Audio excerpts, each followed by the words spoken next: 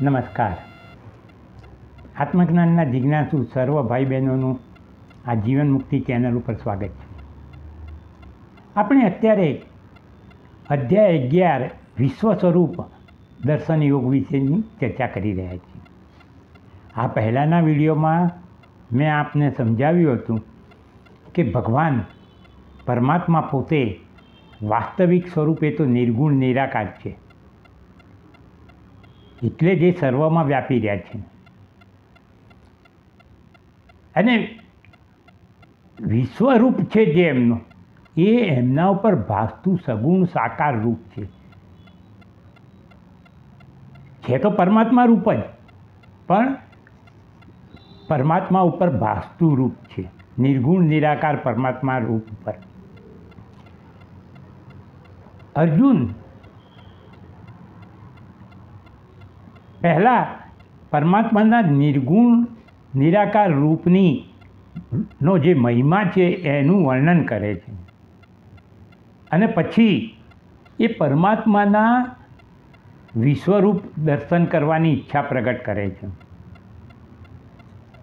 ભગવાન શ્રી કૃષ્ણ એની વિશ્વરૂપ જોવાની ઈચ્છા પૂરી જ કરે છે, પણ એ જે ઈચ્છા કરે છે એ પહેલાં તે ભગવાનના મહિમાનું જે વર્ણન કરે છે એ વર્ણન એણે એક જ શ્લોકમાં કર્યું છે, પણ એ જ વર્ણન જે 5 થી 6 શ્લોકોનો સાર છે એનું સાર છે. અને એ 5-7 શ્લોકો કયા છે ભગવદ્ ગીતામાં એ આજે આપણે અત્યારે જોઈએ છીએ. તો પહેલાં આપણે જોઈએ કે 7મા અધ્યાયમાં ભગવાને જ્ઞાન વિજ્ઞાન યોગ શરૂ કર્યો 7મા અધ્યાયથી. તો 7મા અધ્યાયના 7મા શ્લોકમાં ભગવાને કહ્યું છે, મત્ત પરતરમ ન કિંચિદ અસ્તિ ધનંજય. અર્થાત મારા સિવાય બીજા કોઈનું અસ્તિત્વ નથી, અથવા તો મારા સિવાય પણ કોઈનું અસ્તિત્વ નથી, મારા વિના પણ કોઈનું અસ્તિત્વ નથી, અને મારા સિવાય પણ કોઈનું અસ્તિત્વ નથી. મારા સિવાય અસ્તિત્વ નથી કોઈનું, એનો અર્થ શું થયો કે આખા જગતને અણે અણુને અસ્તિત્વ હું પ્રદાન કરું છું. મારા અસ્તિત્વના કારણે એ લોકો અસ્તિત્વમય લાગે છે, પણ એમનું વાસ્તવિક કે સ્વતંત્ર અસ્તિત્વ નથી. જેમ માટીનો ઘોડો ઉત્પત્તિશીલ નાશવાન છે, વિકારી વિનાશી છે, એનું સ્વતંત્ર અસ્તિત્વ નથી. માટીનું અસ્તિત્વ આપણને ઘડાના અસ્તિત્વ તરીકે દેખાય છે, અને જેનું પોતાનું સ્વતંત્ર અસ્તિત્વ નથી એ વસ્તુ કદી પણ સત્ય ના હોઈ શકે. હવે ભગવાન કહે છે 7મા અધ્યાયના 19મા શ્લોક, વાસુદેવ સર્વમિતિ. આ જે કંઈ છે એ બધું વાસુદેવ રૂપ છે, એમનું મૂળ રૂપ વાસુદેવ રૂપ છે. હા, નામ રૂપે એ વિકારી વિનાશી છે, પણ એમનું આત્મ સ્વરૂપ તો વાસુદેવ રૂપ જ છે, અને જે આત્મ સ્વરૂપ છે એ જ સાચું સ્વરૂપ છે. ત્રીજું, એમણે 8મા અધ્યાયના 22મા શ્લોકમાં કહ્યું છે, યેન સર્વમિદમ તતમ. આ જગત આખું પરમાત્માથી પરિપૂર્ણ છે, અર્થાત એ અણે અણુમાં પરમાત્મા વ્યાપ્ત છે.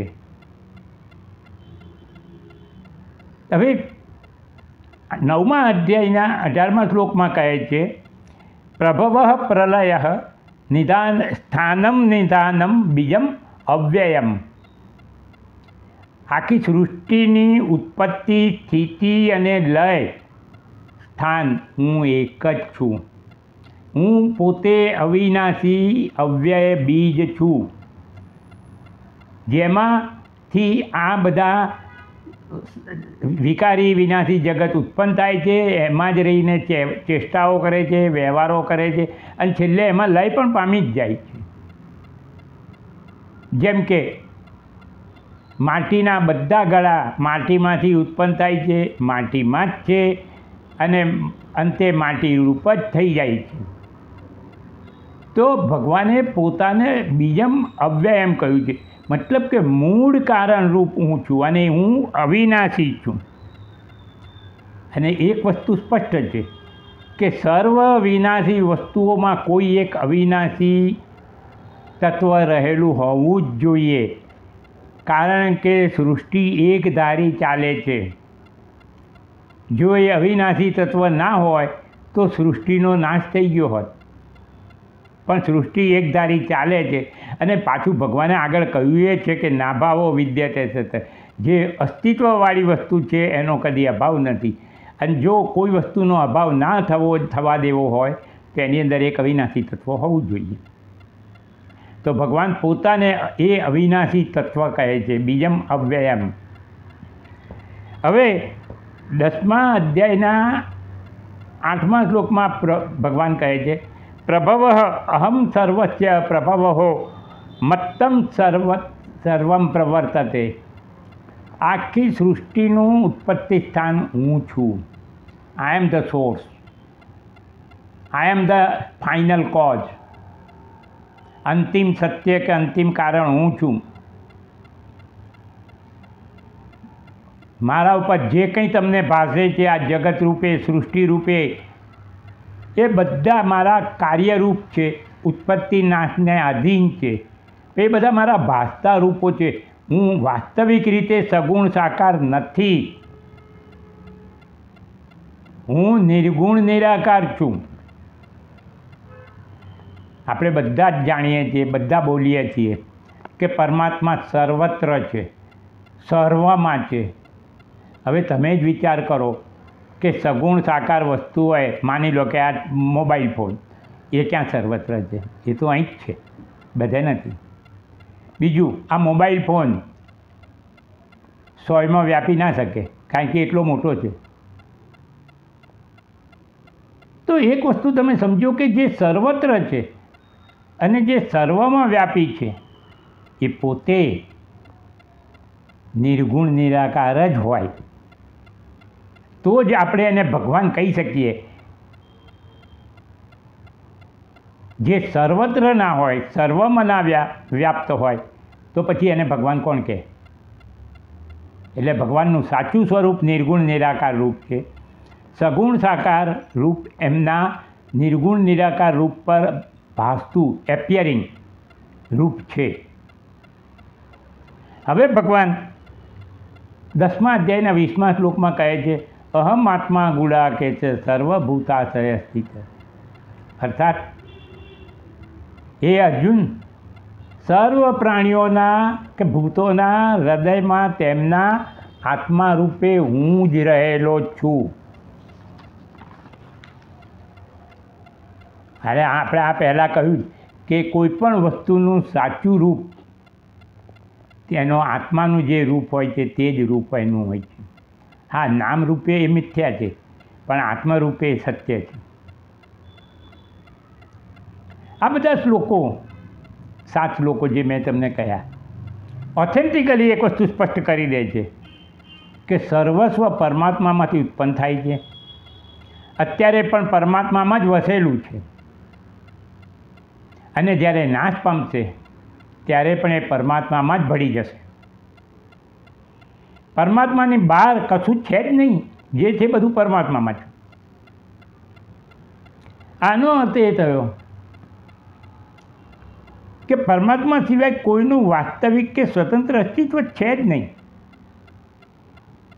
અને જેનું સ્વતંત્ર અસ્તિત્વ નથી એ વિકારી વિનાશી વસ્તુ સત્ય ના હોઈ શકે, ભ્રમ હોઈ શકે. જેમ કે ઉત્પત્તિ અને નાશવાન માટીનો ગળો વિકારી વિનાશી છે, એટલે એક ગળો છે એવો આપણને વ્યવહારિક રીતે ભ્રમ થાય છે. એનું સાચું રૂપ માટી જ છે. આપણે વ્યવહારમાં લાવવા માટે એ આકારને ગળો એવું નામ આપ્યું છે, પણ એનું સાચું રૂપ એ નથી. જેમ કે સોનાની વીંટી હોય તો વીંટીનું કોઈ જ મૂલ્ય નથી, વીંટી નામની વસ્તુ જ નથી, મૂલ્ય સોનાનું છે. વીંટી સોનારૂપ છે ને સોનું જ છે. આત્માનું સોનાનું જે રૂપ છે એ જ રૂપ મીઠીનું છે.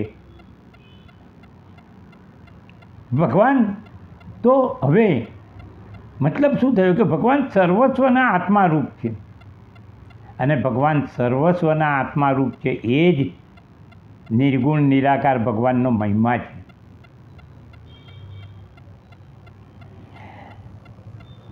પરમાત્મા સર્વસ્વના આત્મા રૂપે છે એટલે સર્વસ્વનું વાસ્તવિક રૂપ, સાચું રૂપ આત્મરૂપ છે, પરમાત્માનું રૂપ છે. જેમ માટીના ગળાનું સાચું રૂપ માટી. આટલું બધું સ્પષ્ટ થયા પછી પણ જો આપણે જગતને સ્વતંત્ર અસ્તિત્વવાળી સત્ય વસ્તુ માનીએ તો આપણાથી વધારે મૂર્ખ કોણ? સત્યને સત્ય તરીકે જાણવું એ આધ્યાત્મિકતા છે. અસત્યને સત્ય તરીકે જાણવું એ અજ્ઞાન છે.